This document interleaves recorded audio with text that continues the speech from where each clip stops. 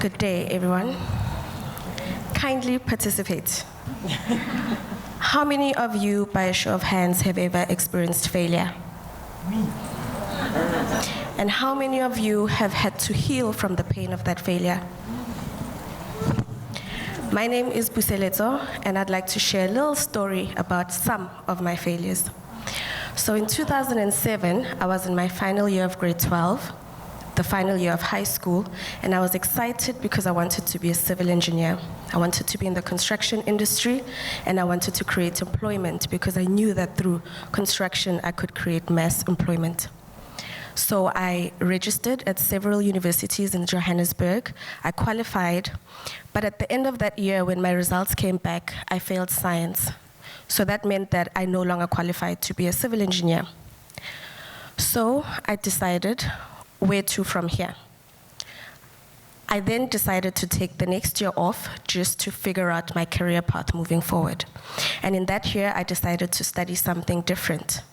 I applied, and in the consecutive year, I began my studies. But 3 months into my studies, I found out I was pregnant. So that changed everything for me, and I had to think of another plan. But I knew that I have to hold on and I have to move on regardless. And so I did just that. So I completed my studies 4 years later, and I started my construction company because I still had the passion. I thought I'd be an entrepreneur even without the qualification.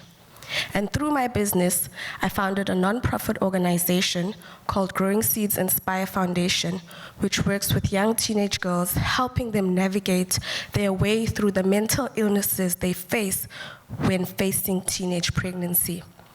I learned that the leading cause of death amongst young girls is due to teenage pregnancy, mostly through suicide. So I wanted to change that, or at least alleviate that rate of suicide amongst teenage girls. So that's what I do with the nonprofit organization. And then a couple of years later, I started another company called Amo Kids Creations, named after my daughter, where we manufacture and sell kids' clothing.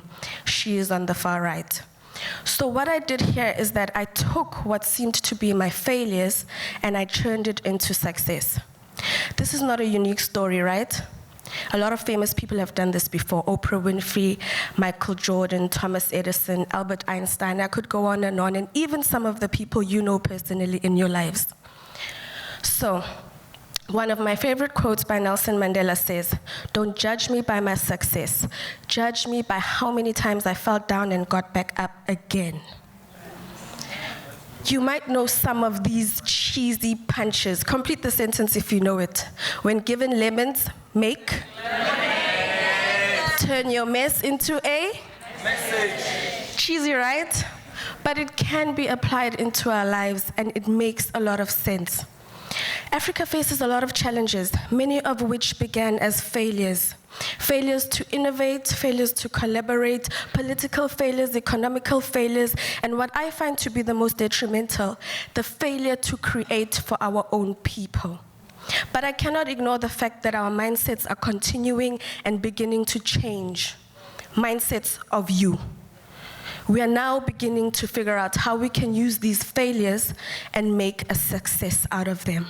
So I urge you all, ladies and gentlemen, fellows, think about that failure that you raised your hand up for, and think about how you can turn it into a success. So that next time, when somebody asks you, have you ever experienced failure?